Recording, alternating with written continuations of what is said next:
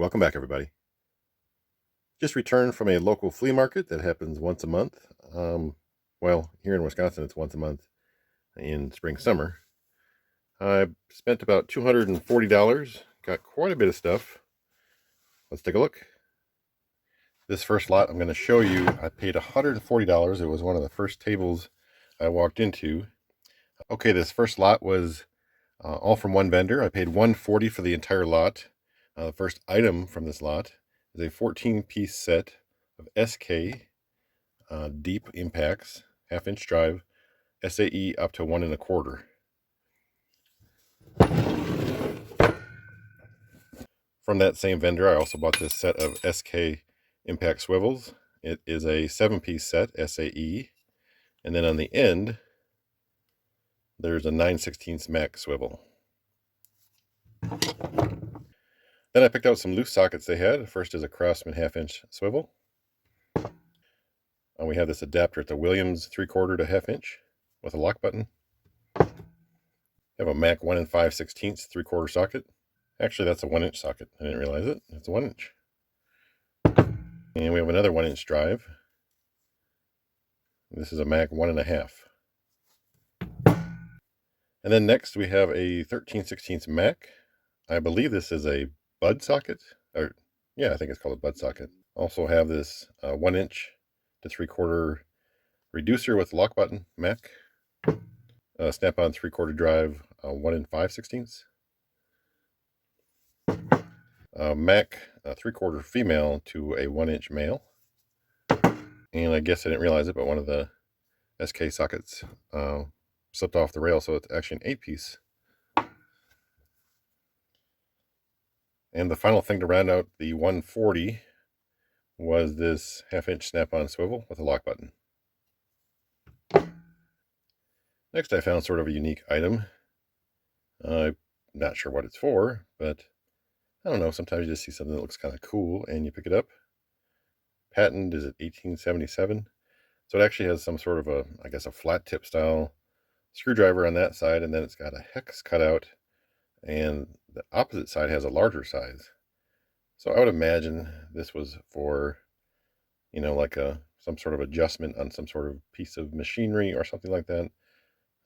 Just a wild guess. If I didn't mention already, it was $3, and for $3, it's kind of neat to pick up oddball stuff like this. Next vendor I bought from had 3 adjustables that I picked up.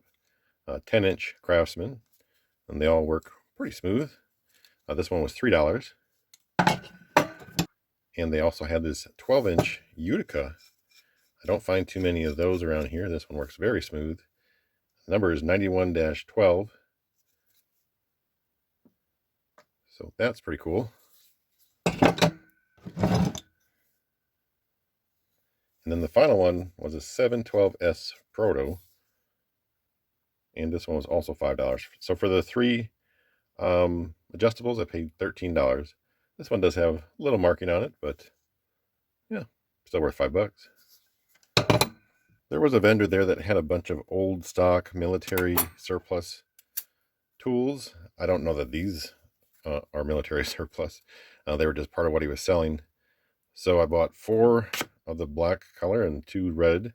These are rubber grip drill. I don't know if you want to call it an index drill gauge, I guess. So I bought 6 of these all together. They were 50 cents a piece.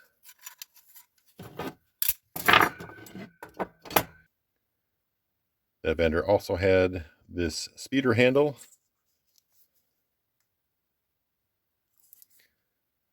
And if you can make it out there, it says plum. And this was $1.50. And they have that like wartime silver coating on. They're not chromed. The next item I might need a little help identifying. So there was some marks on it. It's marked 3096W-701. So I wasn't sure what this was. But he had 3 of them. And they were $2.50 each. So I just grabbed all 3. Just seemed interesting. They also had 4 of these WF5s made by Plum. They are 9/32 extensions. They were $1 each. And 2 of these Ampco 3/8 by 7/16 12-point offset wrenches. They were 6 each. And I bought 3 of these L-shaped breaker bars. I can make out part of the name, but they have like that black coating on them, so I might have to clean it up a little bit to see who actually made that. But $1.50 each, bought 3. I ended up buying 2 of these diagonal cutters. I couldn't quite make out the name. Below here, it's hard to see. It does say Italy. So I thought, oh, those are interesting. They were $1 each. Bought 2.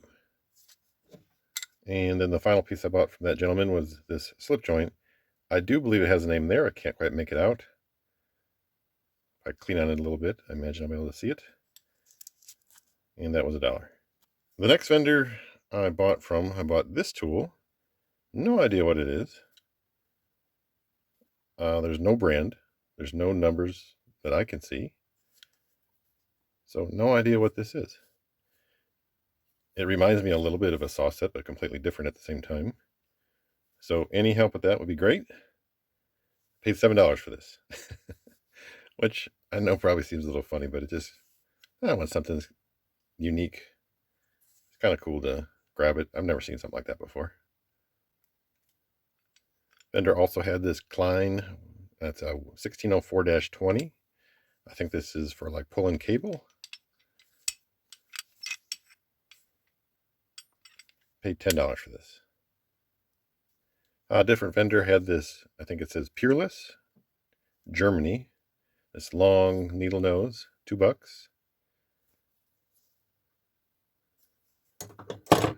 The next lot I'm going to show you all came from the same vendor.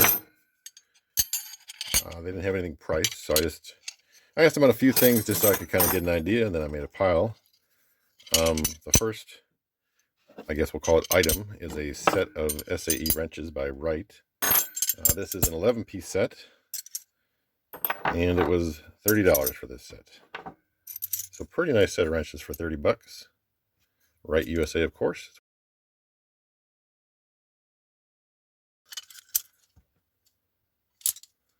And most of the next group you'll see we're from the same group. I paid $15 for everything, so I would say they were like $1 a piece-ish. Just took one off to see what the brand was.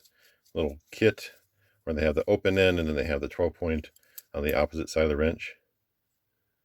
These are branded Auto Kit, made in the USA. And like I said, a lot of this stuff was $1. And I haven't verified, but I'm pretty sure these are both Craftsman. The amber handles. So these are pretty old. I would guess 1930s.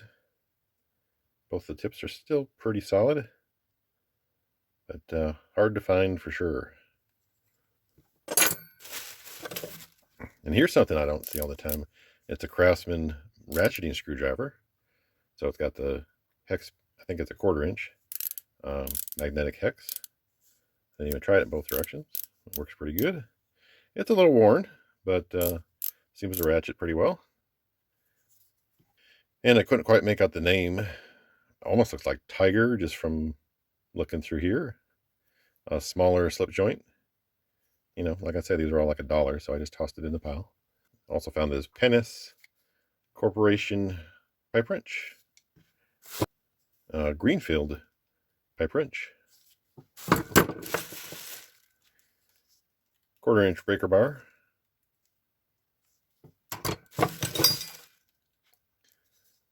A diamond adjustable, 8-inch.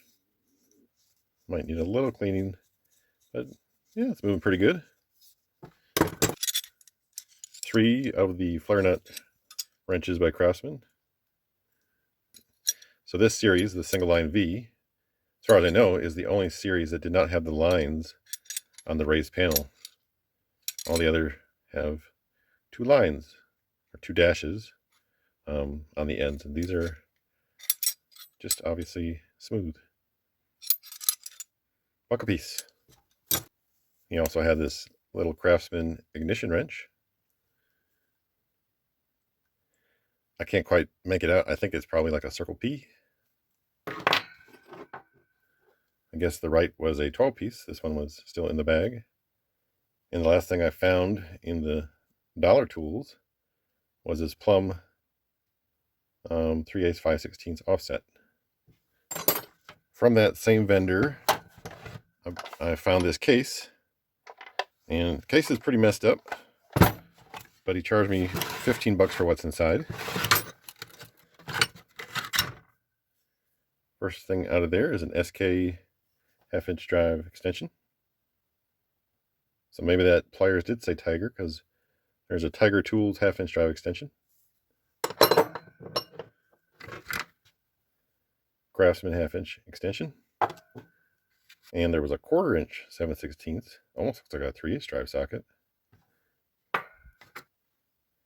Extremely dirty, and I'm not sure if it's marked without cleaning it. A Tommy bar. It's a little bent. I believe this is a Tommy bar, which is the bar that goes through a handle on a breaker bar to make it like a T-handle. I have to clean that up and see if there's a name. Moving on to the set of sockets that's in it. I saw that they're not all matching. I pulled out like 4 sockets and there was 4 different brands. So I'll go through them quickly. So first is a Tiger Tools 7/16, and then a Wizard 7/16. I believe Wizard was Western Auto brand. And just to be fair, we have a Owatonna 7/16, so 3 7/16. Moving on to half-inch, Craftsman, half-inch. Wizard 9/16. SK 5/8. I'm not sure who makes this. It says 1224-D-I 3/4. Another one of those D-I, so if you have any information on that, let me know. 7/8. And a Tiger Tool 7/8. So obviously duplicates. Wizard 15/16. Unfortunately, somebody grabbed it in a few spots with like a pliers. A Wizard 1-inch. There's a 3/8 drive Husky 9/16. And the final socket in there was an SK 1 1/16. So maybe 15 bucks for that rack wasn't so great, but he gave me a pretty good deal on all the other tools. Like I said, I bought the right and all the dollar tools from the same gentleman. So I would say there was definitely some unique treasures in there. A couple things I didn't even know what they were. If you can help with either of those, that would be great. Overall, I think pretty good deal. 240 bucks for everything you see. And that's going to be all for this one. Thank you so much for watching, and I'll catch you on the next one.